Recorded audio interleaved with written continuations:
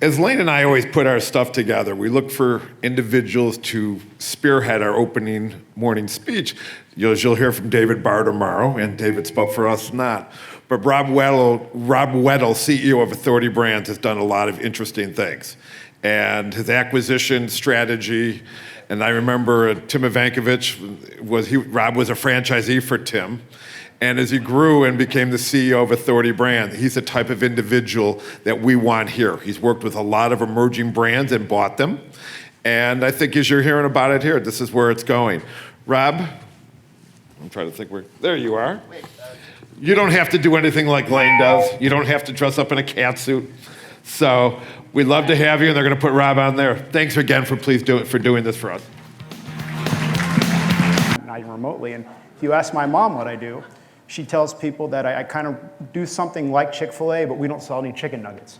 And so that's how she describes it. But what I want to talk about today is kind of give you guys a little bit of kind of inside baseball on what we've done at Authority Brands, which has been pretty much about a 4 to 5 year build, but it started well before that.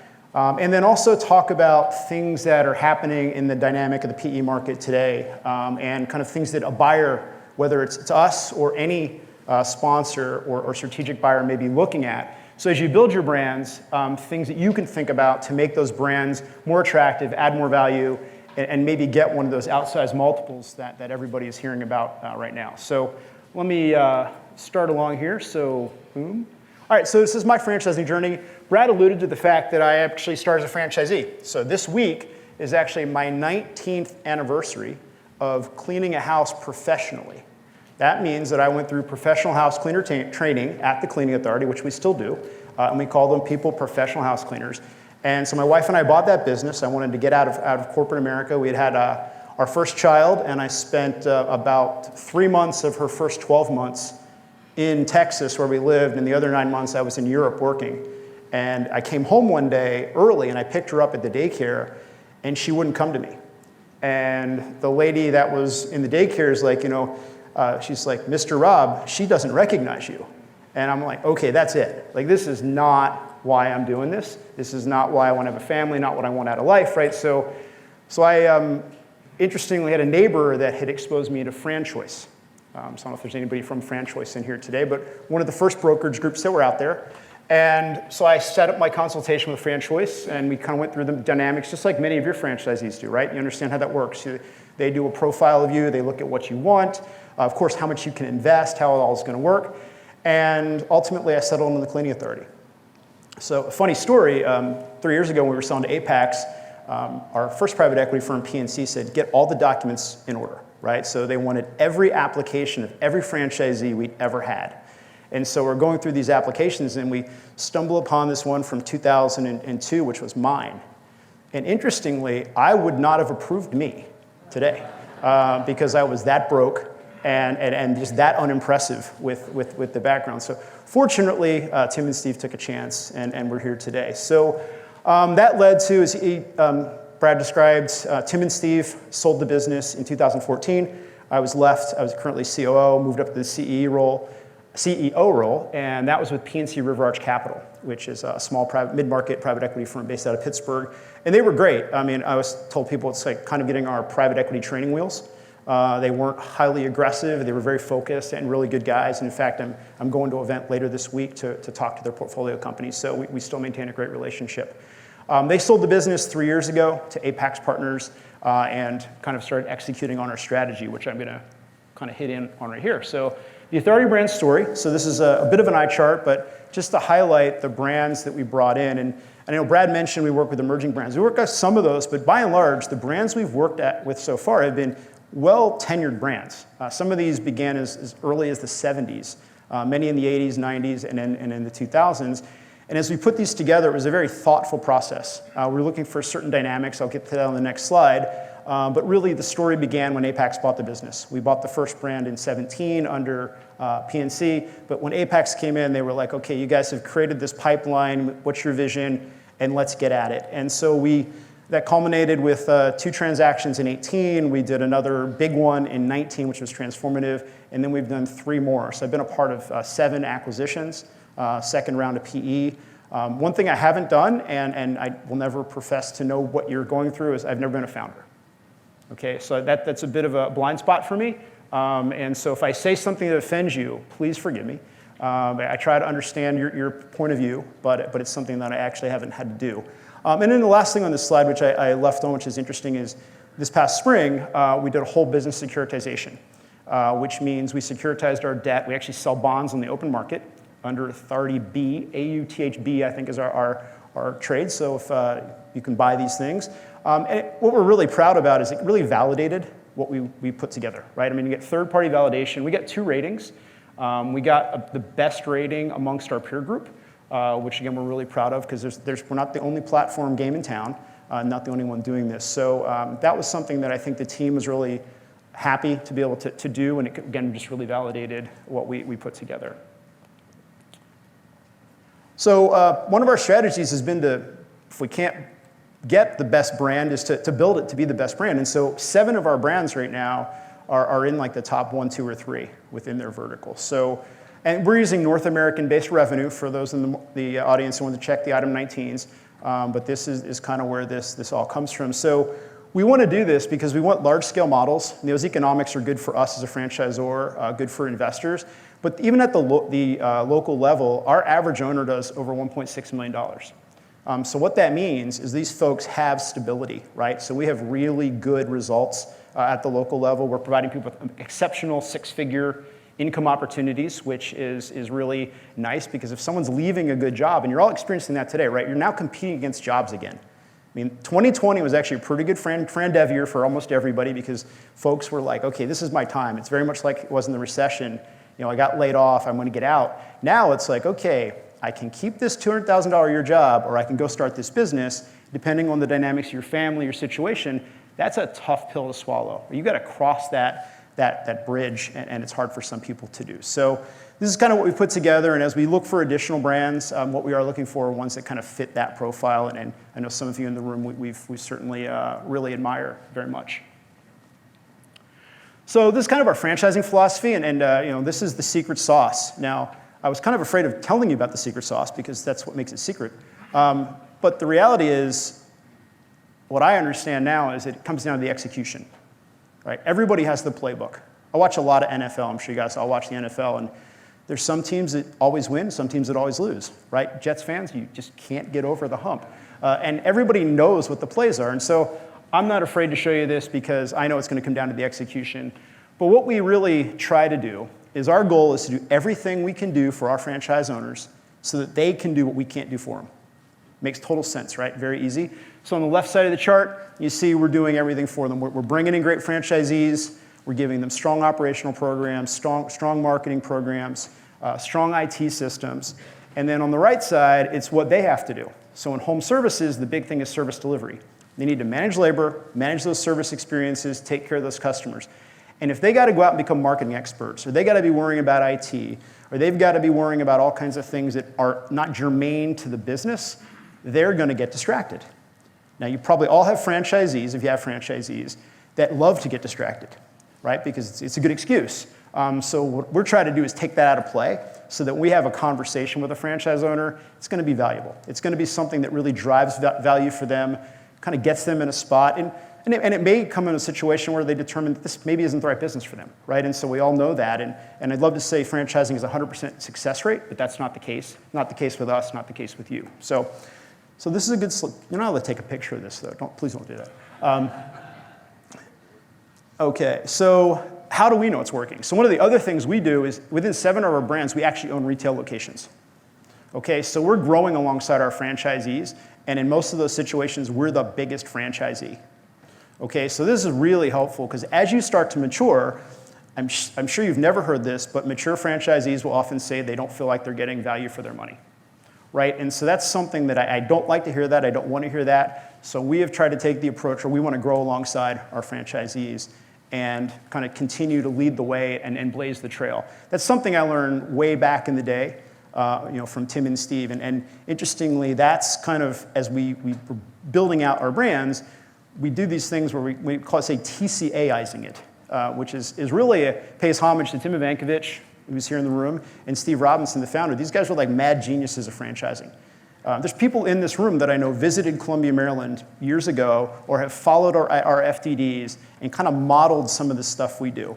I mean, the operational program, the IT programs, the marketing programs, some interesting stuff that if you haven't had a chance to look at it and you just love to read FDDs, I highly recommend. It's a good read. So we've got some good retail locations that are working. Something else that we have in our organization that's somewhat unique is we actually have a group purchasing organization. So what we do here is we've consolidated services and products across all the brands so that we can provide best in class for our franchisees. Saves them money. It allows us to maintain brand standards and make sure people are using the right stuff, right, which is terrific. We actually do reviews with our franchisees if they're not using some of the services. And there's been cases now where we've had franchisees save between 50 and 80 grand on insurance. We had one guy saved over $500,000 on product, right? And this is in the trade business where they're using a lot of product. But there's a large team dedicated to helping find these deals and continue to drive. Our head of that is Brian Wright, and he's here today. And so if you get a chance to talk with him, we're actually working on developing a program to roll this GPO out to other franchisors that do not compete with us, by the way. We're not going to help you that way. But if you're not in a competitive space and you haven't really thought about sourcing, you haven't thought about some of these things, please talk to us and see if there's a way we might work together. These are simple things. It can be cell phone programs, insurances. It can be your products. I mean, I talk to a lot of founders, and that's like another job, right? Going out and sourcing what you want your franchisees to get. So this is something that we have the luxury of being able to do on a mass scale. So that's what we got at BuyMax. Technology is also an interesting thing that we work with. We do own most of our systems, or we work with third-party vendors, and they're highly customized. And in our space, and again, my lens is home services, technology is the enabler, right? How do we grow a $1.6 million business without great technology? We're able to capture all the data of every transaction that occurs within our systems, and then it's able to aggregate all that and then spit out all the reports you ever want to see. We got local reports, we get franchisor reports, we can see what's happening. And then we create these really cool things, not in all of the systems yet, but in some of them because we're so creative, we call these what-if scenarios, right? What if I did this? And so you're able to put your KPIs, well, the KPIs are drug into it already. This is what you're doing, and in 3 months, 6 months, a year, this is where you're going to be if you keep doing what you're doing. But we actually allow you to go in there and say, wow, what if I actually sold better? What if I actually retained customers better? What if I actually did that price increase you guys are always harping on me about doing, and put that data in there, and you can see the delta of what 3, 6, and a year looks like, and it's eye-opening. And as far as like having a meaty conversation with a franchise owner about where they're going to be, this is the type of stuff that's really, really important. Now, I know as an emerging brands, this can be difficult, right? I mean, it does take a big investment in IT, so I would say that one of my points a little bit later on is making these investments. Think long and hard about where you want your franchise system to be, where you want it to go, and so this may be the type of investment that you want to make at some point. Okay, so we think it's working. We've got average owner revenue, let's say 1.5. I guess maybe I'm wrong. I think it's 1.6 these days. But more importantly, 98% retention. Okay, that means only 2% of our units close. And now that doesn't mean that everybody makes it, right? We actually have a very robust resale program. Again, many of these brands are mature. So having consolidation within your system, helping franchisees transition. When we have a franchise owner come in from the get-go, I mean, they're somewhat surprised that at training we talk about selling. Like, what do you mean? It's my first day. Why would I do this? Well, you build a business for some end game, right? And what's that going to be? Am I going to give it down to my kids? Am I going to sell it? Am I going to stick in it forever? Am I going to put a manager in place, right? There's all these options. So we think it's really important to get people out of the gate to think about this idea so that they make good decisions even from day one in how they're going to structure their business. So again, it's all very simple points. I don't think I'm telling you anything you haven't thought of before, but it's something we think is really important and we really focus on at Authority Brands. So how do we do it? So there's over 250 years of franchising in our company, experience-wise. That's since the Revolutionary War, as the millennial folks like to remind me. Starting off, we've got some great people that are here today. My CFO, Sopa, she's spent over 12 years with PwC on deals, well over 100 deals. So she's able to build out for us our internal M&A team, which has been fabulous. I've got my COO, Rohit. Rohit spent a number of years in services and technology and joined our team to really help the transformation process. We essentially, in 2019, doubled the size of the company in one acquisition, going from about 600 million to over 1.2 billion in system-wide sales. So that took a lot of work, a lot of hiring, and Rohit was instrumental in that. And he loves it so much. Last year, he and his wife actually bought a home watch, caregivers. So Rohit's now a franchisee as well, which is tremendous. I've got Heather, our CMO. Many of you might know her. She gets around the circuit a little more than myself and some of the others. To say something to her while she's here is, I run into a lot of private equity firms, obviously, and many have seen a lot of franchisors. And when they've met her, I had one private equity executive who had very good perspective, said that she's the most talented marketing executive he'd ever seen in franchising. So do not poach her. I'm legal to carry in Pennsylvania. Heather's terrific. One of the most important guys I brought here is Stuart Vernon. So Stuart's the founder and CEO of ASP, America's Swimming Pools. This was the first acquisition we did after Apex. Apex came in and said, what's your list look like? And I'm like, ASP, number one. Before we do anything else, we got to talk to ASP. We literally had them under LOI before Apex owned the company. Stuart's here today, and if you're a founder, Stuart's the guy you want to talk to. He did exactly what you're trying to do. Started at 22 years old, out of college, started cleaning pools, started franchising a few years later, built it up, and now the system is going to do nearly $100 million this year. So it's a phenomenal story, and Stuart's a great member of our team. And then I don't think he showed up, so now we can talk about him. This is Nadu. Nadu is my handler at Apex. So if you have a private equity firm, you're going to have the deal team that's going to work with you. You have a partner who is taking all the glory, but then you have these guys called principals and senior principals, and they're going to do all the work. So this Nadu and I get along great, and really it's a shared vision. So we work together very collaboratively on what we're going to do with the company, and that's really important. It's going to be one of the points I'm going to talk about here a little bit later. So enough about us. If we have time later, if we have time for questions, I'm happy to take them. And of course, hit me up just outside of here if you want. So again, I wanted to talk a little bit more about what the environment looks like today. Like what's happening out there with the deals, and what are people looking for, and maybe what are some things you can do. So I'd say one of the first things is just interest is at an all-time high, right? You guys know this. Lane talked about it. He said private equity is buying up everything. And I'm like, well, why is this happening, right? That's probably a good question to start with. And from my seat at the table, what I see is the recurring revenue aspect of royalty and fee streams is really attractive, right? I mean, this is almost like an annuity, and private equity has really understood this. They've understood it for a number of years, but more and more have, and they're continuing to do it. I think they love the branding. They love the consistency. They love the fact that there are brand standards, there's processes, there's ways to backstop failure, right? It mitigates risk. And I think the other thing they like is that there's generally not a high concentration that one franchisee can take down a system. So if you're in that boat where you got one franchisee that's 70% of your revenue, that's a challenge, right? It can be that, but try to get out of that. Make sure the way to do that is through franchise sales, right? Which is going to get you more franchisees. But by and large, especially as a franchise system is large enough to be considered by PE, this doesn't exist. So that makes it really attractive, and I think that's really been some of the drivers that are getting people to talk to all of you in this room today. All right, so what are the things you can be doing? Working with reputable partners. That's why we're here, right? There are a lot of reputable partners in the room. We have Lane, we have Brad, we've got some investment banks here. We got Pat from Boxwood. I saw John from Arlington Capital Advisors last night. We got Scorpion. Jordan is here. I've known Jordan and worked with him for so long. When I first met him, he was a single guy doing nothing, having a good time, and now I think he's on his fourth diaper genie. Is that what you told me? Fourth diaper genie. He is a grown-up man. But these are the types of vendors and suppliers and people that Lane and Brad are inviting to this event. There's a reason they're here. Okay, there's other people, but these are the right people. And that's just going to help you. It's going to help you make good decisions because they always say you don't know what you don't know, and that's absolutely true. And so by choosing the right groups, you're going to get things kind of settled and moving in the right direction. I know that's not a surprise to hear it, but I'm often surprised to find people that haven't used those types of vendors. And then ultimately, it does create some messiness within their system, especially if they try to do some sort of transition. So now, did you build a solid foundation? So this is for the founders and the emerging brands.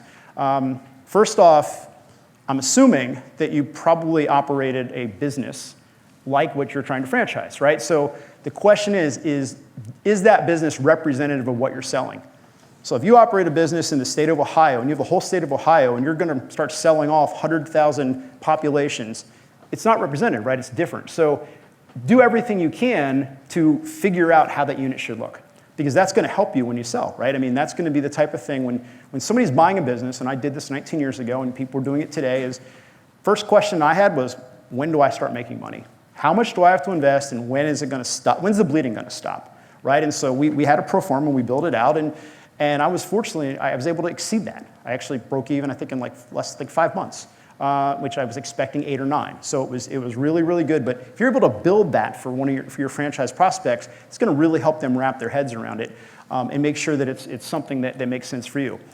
As you grow, are you investing in the infrastructure? I mentioned a little bit about the IT, but it's also the people, right? I mean, my math says that a founder and maybe one other operations person is pretty good up to 20 to 30.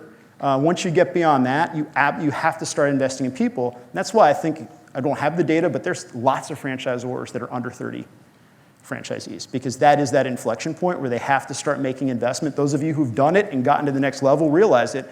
I mean, I remember talking with Tim about this years ago, and he and Steve were not making much money until they literally were over 100 franchisees, right? And up until that point, they're living off credit cards, robbing Peter to pay Paul and all those things. And again, if you don't do that, that's fine, but it is something just to consider as you start to grow.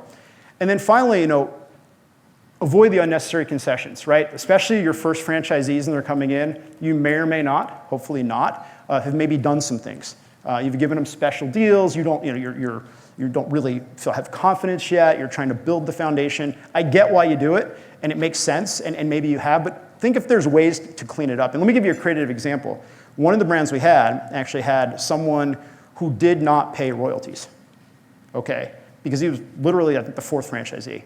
And he had helped them and done some things, and he didn't pay any royalties. So as we were looking at what we could do, we're like, okay, this isn't gonna work, because the buyers don't like that, by the way. So what we did is we creatively came up with a math, it was all math, how much would he pay us? And we kind of discounted that and paid him in cash so that he could start paying us back. So on our balance sheet, I mean, our income statement was simply a one-time charge, and now we had a royalty stream coming in. So if you've done things, figure out if there's ways to right the ship. It's helpful, especially if people are coming up on renewal and maybe there's transition. So it's just ways for you to make your business a lot more attractive so that the buyer doesn't come in and start trying to nickel and dime you and ding you because you helped a friend or you had a first family member or something get in the business with you. All right, so the revenue streams. This is an interesting spot, and there's a lot of debate about this. Obviously, franchise fees and royalties are the two you think about right out of the gate. But if you're working with things like FSOs and brokers these days, right, those franchise fees can get eaten up. So, and that's fine. I mean, we work with them all the time, and it's great for us. But as an emerging brand, that can be kind of daunting to go, wow, I got to pay these other two folks, and then I'm left with maybe not a lot. So what are some other revenue streams you can be looking at? I mean, right, the IT and the marketing fees are really important. And diversifying and product fees, and diversifying this is critical because you're actually going to need more money later than you do today. And if you say, well, I don't really need it today, I'm not going to try to collect it, it's short-sighted. Because when you get to that 30 point and you're like, okay, time to make investment, and you're like, man, I've never really been charging this fee, or I didn't think it was that important, or yeah, my SEO fee is $250 a month and I'm paying my vendor $350 a month. That's not good, right? And so figuring this all out, again, is the type of thing that you should work with your trusted advisors, your vendors, and figure out what's the best way to do this. And again, go out and look at everyone else's FDDs, right? It's all out there. It's public information, and that's the great thing about franchising, right? You're emulating. Your franchisees are all doing the same thing, and they're copying each other. You can all copy each other as franchisors as well. All right, so are you in legal compliance? Lane, I do believe the lawyer is the most important person you can have on your team. And that's the truth, because if you do not have a strong FDD and franchise agreement out of the gate, you're going to suffer. We were talking last night, and Lane was talking about a client that he's working with that they just got, and they thought they had a wonderful set of documentation. As it turned out, it wasn't so wonderful. Lane went and rewrote it and did some things to make it better. So it's really, really important. Making sure that you have all of your FDD receipts. So interestingly, we actually had a brand where we lost a non-competition lawsuit, not because the guy wasn't really competing against us, but because the judge based the whole thing on we did not have a physical copy of the FDD receipt. Now, it wasn't under my watch, but it was still an issue we had to deal with. And so now we're very diligent about not just an electronic receipt, we want the hard copy, signed, sealed, delivered, locked up in a safe, because apparently there's judges in the United States that are willing to take that side. So it's just really, really important to look at. The operations manuals are interesting to look at, and this kind of relates into the joint employer aspect here is there's language in your operations manuals and in your franchise agreement that you can have that allows you to stay out of the firing line. Lane pointed out that some of this stuff is for real. I think it's going to get more for real. It was for real before 2016. Under Trump, it certainly went away. The NLRB was really not doing a whole lot, but there's a lot of stuff going through Congress right now and at the state level that could risk franchisors, right? And so just my idea is I can't control that. It's going to happen. I'm going to donate to FranPac. I'm going to support the cause, but at the same time, I can't influence necessarily what's going to happen. So I'm going to protect me. I'm going to protect our franchise systems and protect what we do. So that's something that's really important. And then the last one there is tax compliance. So anybody who's ever done a deal, should like the last week or so before you close, the tax attorneys get on the phone. And they're just not a nice group of people. They're going to look at literally, sales tax. They're going to look at if you're selling products. They're going to look at your franchise taxes. If you have employees in other states, they're going to look at payroll taxes. And if you're out of compliance, man, the red flags go up, and it's like the deal could go bust. I mean, we were part of a deal that was a big deal. And literally in that last week, it came down to, could we convince the tax attorneys that we were on the right side of the law? And it just depends, right? And law's interpretive as well. So I'll just say, whether you know it or not, it's something you need to look at. An interesting phenomenon that's happening now, and it actually happened to us, is with remote workers. People move. Like in the old days, if somebody moved, right, they're in your office, oh yeah, I moved down the street, great. Well, give the new address to HR. Well, now they moved to other states. And if you're not registered for payroll taxes in that state, trust me, the state will find out. They will send you a little bit of a nastygram, and you've got to get that figured out. So if you are using remote workers, you may want to have a policy that before anybody moves, not that you don't allow them to move, that they actually let you know, right? It's not like the old days where you just go to HR and change it. All right, so do you understand your industry? And again, because I come from home services, I'm just going to use that as my lens, and you guys can equate that to whatever industry you're in. So we look at how are we growing? How do we compare with our peer group? How do we compare with mom and pops? It's interesting for us to look at. We've got some interesting brands, right? We have some that I'll call category starters. Mosquito Squad. The story of that, I don't know if you guys have ever heard it. It came from Outdoor Living Brands. They owned a brand called Outdoor Lighting. And the guys were out, testing the lights at night, which is when you have to test lights to see if everything is the way you want to look at your house. And they get bit by mosquitoes. And like, this stinks. Like, what can we do? Well, they developed a process, and lo and behold, Mosquito Squad was launched and born. Duty calls, same thing. I'm assuming since the beginning of time, picking up dinosaur poop and then horse poop and now dog poop. And somebody created a business out of it, right? And interesting, I know Red is here from IFPG. He I think, might have actually, we could argue this, he may have started it before Jacob at Duty Calls, but they're kind of around the same timeline. But either way, formalizing something like that is really interesting. And as a funny story, when we were going through the securitization, we were talking with dozens of bankers, and most of them are in the city. And so Duty Calls is not an urban model, obviously. And so we had to convince people that this was even a viable business, because they were like, well, where I live, like, people carry bags and they pick it up and throw it in the garbage. And I'm like, yes, they do, because you live in a city street in Brooklyn. Guess what? If you live out in the suburbs, like many of you probably do, you got a backyard with an invisible fence, and those dogs go, right? And they just do their thing, and so it creates a business. So it was interesting for us. And then you got first in franchising. You look at, I saw Josh Skolnick is here with Monster Tree. Josh was the first guy to formalize tree service and franchising. And that's a phenomenal brand, and one of the best ones that we have in our portfolio. Stuart with American Swimming Pool. People were cleaning pools, obviously. I remember I grew up with a swimming pool in my backyard, and I hated it. Because this was so long ago that they didn't have the automatic cleaners. It was me, right? And Dad would be like, go clean the pool. And I'm like, I swear to God, I would never have a pool in my life, and I never have. But now I could, because, man, American Swimming Pool exists, and I could have them do that. So My point being is, to really understand whatever industry you're in, food, gyms, health and beauty, services, and kind of where that goes. And then kind of look at what the limiters are and are you addressing them? And the biggest one in service, and it's probably in all brands now, is labor. And so, but what's that labor look like? What does it look like today? What's it going to look like in the future? I mean, again, franchising now for nearly 20 years. I'm on my, I think, third generation of labor force in my cleaning businesses, where I knew what I had, because it's a life cycle of the people is roughly 5 to 6 years. So I'm starting, but what they wanted back in 2004 is not what they want today for an employment opportunity. So we look at that. We own 3 trade businesses. That's a huge one for us, right? Because that requires certifications, it requires additional training. These are dirty jobs. I am a hopeful man that I believe there's going to be a renaissance in the trades. I mean, I don't know if you know it, but I mean, you can be a 28-year-old plumber and you can make $100,000. That's amazing to me, with 2 years of schooling and then just working up the ladder within your company, and then go own one of these businesses. The wealthiest franchise owners in our system own trades, by far. I remember the first time we went to one of their events, there was an announcement that some lady had lost her 3-carat diamond ring.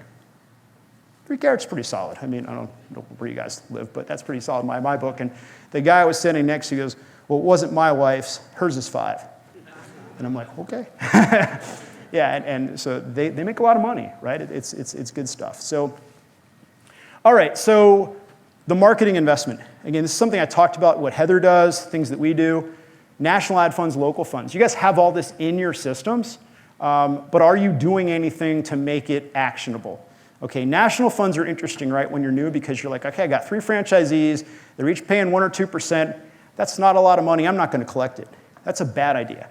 Right? You want to get people out of the gate understanding that these are normal costs of the business, right? And think about how you can invest it. So like national funds in our brands, we use those to build infrastructure, create content, pay for the people, right? The stuff that exists. And you go back 15 years ago, and I almost get it why people didn't collect national funds, because you had yellow pages and TV, right? I mean, there was much different things, and internet was happening, but it wasn't as robust as it is today. But get that money.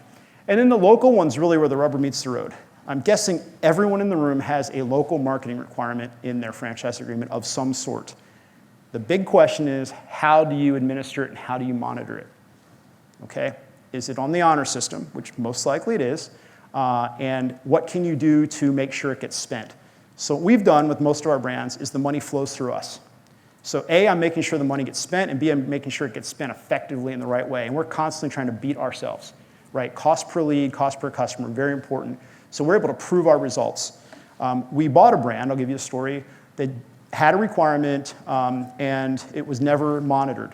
And what happened in that brand when we bought it is there were very, very wealthy franchisees that were killing it, who were overspending that requirement by tons.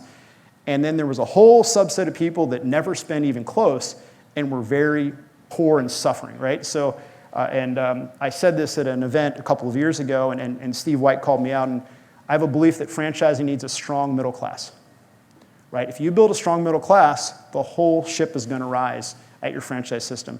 So the way that can work is put everybody in position to succeed. You're still going to get your top performers, the people that overspend, outperform, highly motivated type A, the superstars. They're there. But what I don't want is I don't want the bottom, right? I want to really limit that. I want to really try to help them.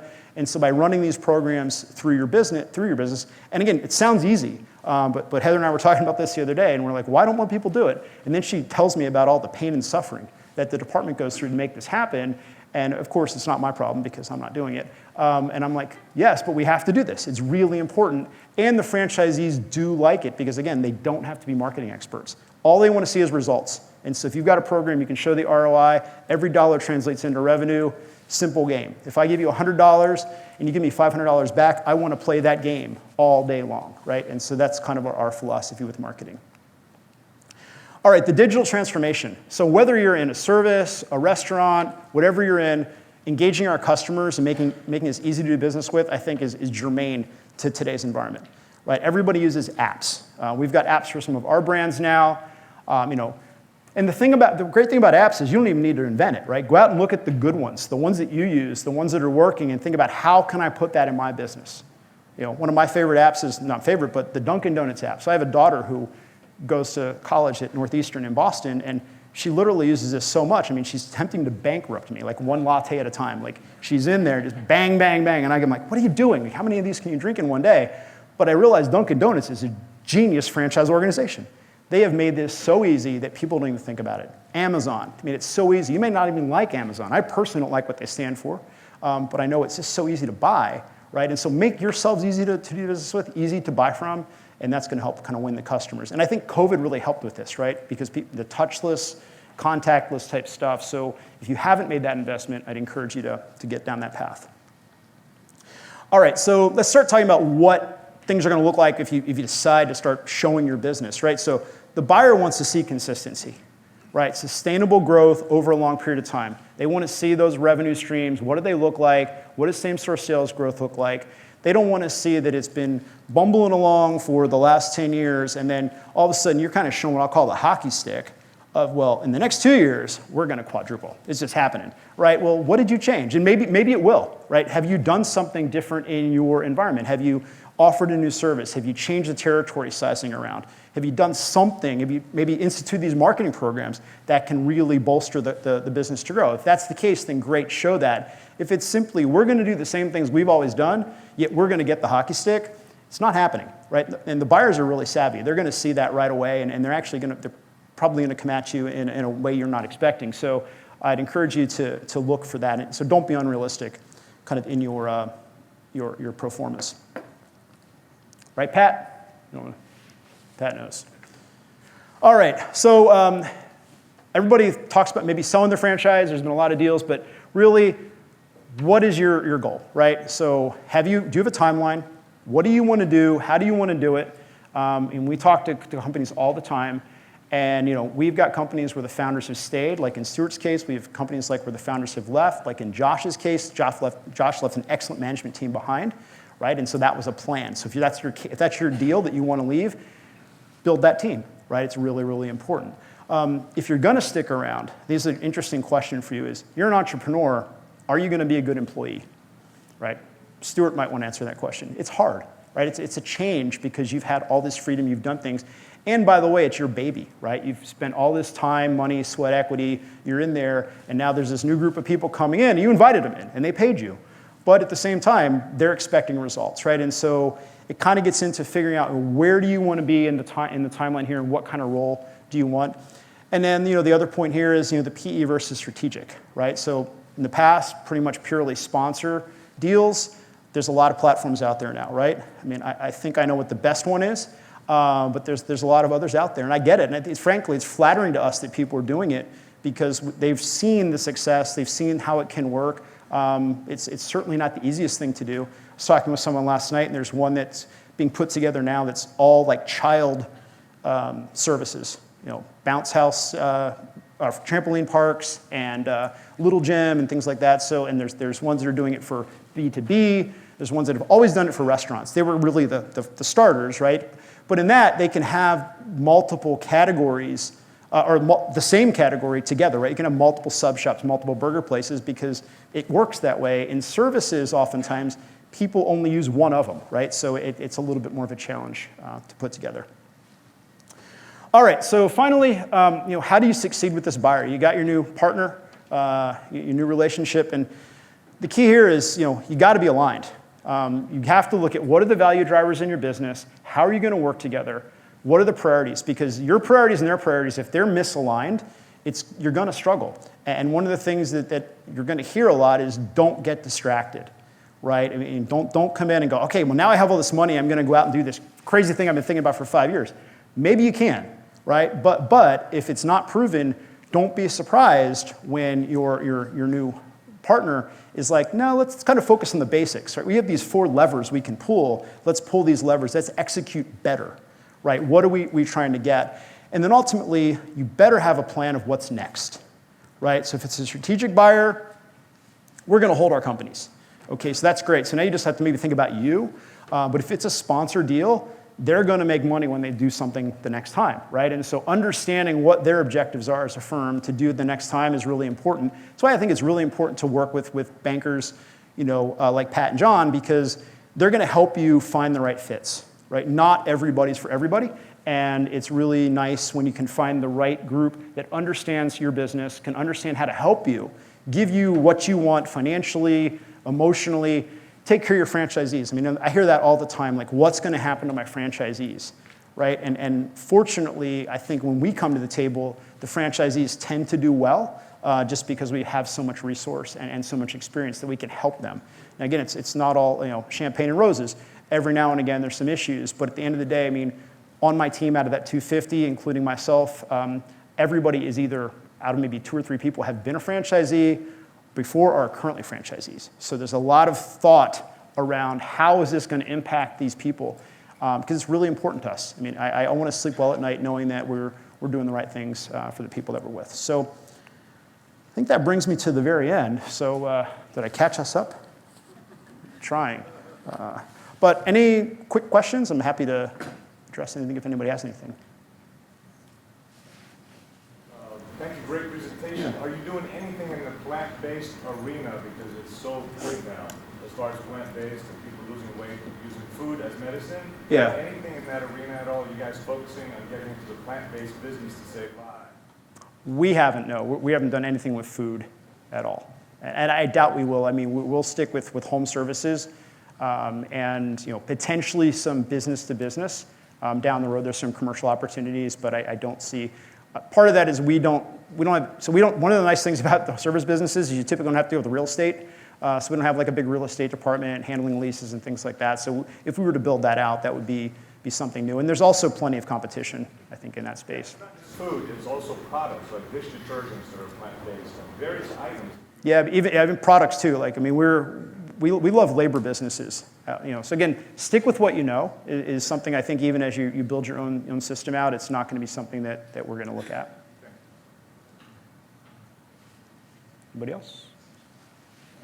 Talk about building a middle class, and some people weren't spending the minimum on advertising. So if they didn't, did you bring down the hammer? Did you try to coach them? Did you talk about the value? Like, how much was it you got back? It was all of the above. I mean, so we were very structured about it, and it took multiple years to get there, right? So it was kind of like, let's evaluate where we are, figure out what we need to do, and then we gave people an alert, and we gave them an opportunity. First thing we did is we gave them an opportunity to do an early renewal on the new franchise agreement, which had the requirement through us. And many people took advantage of that because they realized, yeah, one of the reasons I haven't been doing this isn't because I didn't want to, it's because I'm scared, right? I mean, that table back there is scary, right? The internet guys, they're scary. Things are happening all the time. I don't get it, right? I paid for Google pay-per-click and nothing happened. Well, that's because Google doesn't necessarily like franchisors. That's why you work with a good partner that understands how to work with Google, and then you get the results that you're looking for, right? So we did that, and then we notified people that, okay, if you didn't sign that, then this year we're going to monitor your spend. It's the honor system. And then in the final year, it's going to be, okay, you didn't spend the money, you're going to be put in default, which I hate to use that word with franchisees. If you get to the agreement, you're done, right? So it's not something, and we frankly haven't had to. It's been good. We did have people transition out of the business too, which is something that's good, right? There's healthy churn in your franchise system of folks that maybe just aren't ready for where the franchise needs to go. And so we look at it as a positive, and we'll help them. As I mentioned early on, we have a robust resale program to help people. And it drove a lot of consolidation. Right? Again, now I haven't dealt with any brands that are maybe under 5 years old that have had this issue. So maybe a little bit different, but when you're dealing with more mature brands, you certainly have the ability to consolidate and get people to kind of exit the business gracefully. Yeah, question. Got the pinata? Okay. Could you, great presentation, thank you. Could you give an overview on that resale program, speaking of which, like how to just high-level structure points? Yeah, I mean, we have folks dedicated within the team that just work on resale.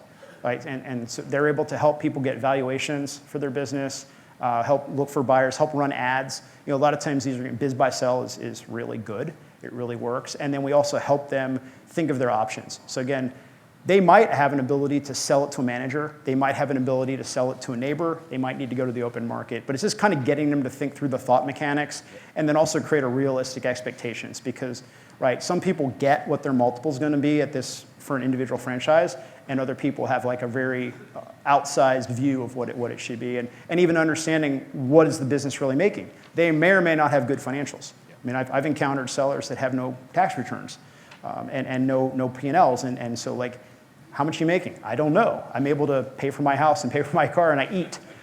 Great. I mean, that means you're making money. That's positive. Let's structure that, put it into something, box it up, and we can help you sell your business. But ultimately, though, to that point, you have a structured approach where there's one or a couple people on the team specifically devoted only to resale. Yep. Exactly. Thank you. Yeah. And again, that can be hard to do. I mean, it's easy for us, 875 owners. I always got resale, right? And so it makes sense to make that investment. If you're a smaller system, it's a part-time gig, or maybe it's even you, right, as the founder, because you know the most about the business, and you can kind of help people, and you know what your objective is going to be. Okay, so I'm in the trades business. I'm a barber, and I have a couple barber shops. The problem that we're running into right now, as far as not only just with employment, is that we're aiming to franchise, and for core value trades people, franchise is a dirty word, right?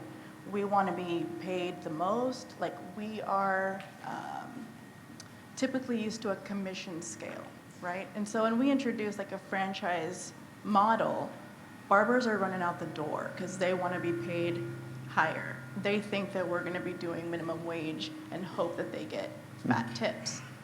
So how would you go about selling your idea to tradespeople? Are you talking about selling it to people to buy your franchise, No, or the to people work. working within the franchise? Okay. Yeah. See that even when we do pay a higher commission, because we're a franchise in a bigger company, we're a sellout. And to barbers who live this barber life culture where nobody can tell us what to do, we kind of live our own way, we have a difficult time finding talent. Yeah. I think I saw, is somebody from Sport Clips here? I think probably much better to talk to someone like that who's been doing it than myself. I mean, just conceptually, I would look at, what are the additional value adds you're giving those people? Maybe it's payment collection, marketing services, something that's going to give them to grow a business bigger than they could on their own, right? That's the one thing when we do conversions in our trades, electrical, plumbing, and HVAC, is you got to go and explain to them, like, okay, you have 3 trucks. We've got folks with 20 trucks, right? Do you want to be that person? Maybe they don't, right? But if they do, then you can pique their interest of how did they get to 20 trucks? What does it take? And most likely, if they did it on their own, they probably have a business coach, they probably have accountancy, they probably have marketing support, all these things that maybe royalties are going to kind of come in and help pay for, and they get the peer involvement, right? When you're out there by yourself floating free, you don't get the opportunity to speak with people doing the exact same thing as you because they're competitive with you. In a franchise environment, if you have protected territories at least, it's not going to be competitive, right? You want to help each other. And somebody brought up earlier, I mean, every franchise convention I've ever been to, the best time is when the franchisees get together. It's the best feedback, right? They may or may not like your keynote, they may or may not like this or that, but they love spending time together, they love learning from each other and creating those opportunities. But yeah, like I said, the Sport Clips guy, I'm not sure who it is, but probably, I think they're pretty large. Yeah. If I could ask a question as well, thank you. Yeah. I thought it was really interesting that you talked about the franchisors managing and guiding the local ad spend. And I wondered about the mechanics of that and also how you have the capacity to control the relationship with the local community that the franchisee, in my experience, usually has. Yeah, well, again, our lens is home services. Local community involvement, well, I think it's nice to sponsor sports teams and give back, silent auctions and the like. We're really looking more at, digital lead flow and direct response type things. So we're able to consolidate that. I think if it was something where you're out building relationships, I know Tim owns now Oasis Senior Advisors, right? It's totally a relationship business. They have to go out and home care is very similar. It was. Actually, home care now is changing a little bit. We're starting to see a lot more digital engagement with franchisees that only get customers through the digital ads because they have to, right? COVID really exposed that. They couldn't go knock on doors. And what did they do? And so they really embraced, we did a huge website relaunch, kind of changed kind of our marketing strategies, and the franchisees are doing fine. So I don't know if that answers your question, but again, we haven't had to get to that local level. But what we do is we'll share collateral material. So if someone is doing something that's maybe unique, I mean, we want to share that across the network so that people can also go out and try that in their own markets. Hi, good morning. Maria Crisaro, Zoom One Media and Advertising. Great presentation. Love that you included the fact that vendor partners were very important. I just wanted to know, how do you go about vetting vendor partners? It's a great question. We want ones, we like vendor partners of scale. So no offense to anybody in the room who may be a new vendor in this space, but we become more risk averse. I have a sad story. We used to use a payroll vendor, and 2 years ago, you might have heard the story, My Payroll HR. I don't know if you guys ever saw any of this. So they were an IFA vendor. They came to shows. We started using them for 2 of our brands. And lo and behold, the CEO and founder basically made off with like $76 million. Okay? and the way payrolls are done is, you don't want to get into the weeds here, but you essentially pre-fund all this stuff. So all this money was kind of sitting within the intermediary banks, or they thought they had it, but they didn't have it, and consequently, it was a fiasco. And so we've taken a much more, and at the time, we didn't realize they actually weren't that big. 76 million is a lot of money, but if you work with ADP or Paychecks, that's not a lot of money, right? That's not going to happen. So, we kind of have a mandate within our brands now where we do want to work with, really established vendors that have backstops that we're not going to have to deal with that sort of situation again. So I think it's great, vetting them through coming to events like this, meeting people that have used them, getting validation there. You're probably not going to get a hold of their financials to see how they're doing, but if they've got a good track record or they're a well-established brand, or even if it's a newer brand and it's from folks that really understand what they're doing, because I think people obviously fragment off and go and create their own companies, that's usually the best bet. Go ahead, I can hear you. So with vendors, what we found is that if the vendor, with vendors, what we found is if our franchisees use this, when they use the particular vendor that we recommend that they do, if there's ever any problem, then we always get pulled into the middle of it. Well, you're the one who, authorized this vendor. You should have some say in it. Yeah, and with that payroll one, we ended up giving out loans to our franchisees, right? Because we did what we could to help them and help them reclaim a lot of that money back and gave them concessions. And what was nice is, mentioned those multiple fee streams earlier, right? We never had to touch royalties. I was able to give them concessions on some of the other things, because touching royalties is like the type of thing where I learned this from Tim. Don't do it. And we really have not had to. Even during COVID, we were able to adjust NAFs, some of the marketing fees and the like, so that we were able to be in a position where we didn't have to mess with that. So yeah, that's a really worst case scenario, but I agree with you. Make sure that you're getting good results, but then also interact and find out, because I'm sure Jordan and Gabriella can tell you, we have franchisees that will say that Scorpion's just not doing a good job. But when we really dig in, we might find that maybe they haven't been actually doing what they said they've been doing, because the vendor's incentivized to give you the best service, right? Because you're giving them not just one customer, you're giving them hopefully hundreds of customers, and so they want to work with you as a trusted partner. So it really comes down to relationship building and making sure that you guys are staying on the same page with each other. All good? I want to give Rob a great hand, because we really appreciate that. And with that, we'd like to give Rob the Hall of Fame for 2021, and the most important thing to me, it says live. So as you talk about it, thank you for everything. It's been wonderful. We really appreciate it.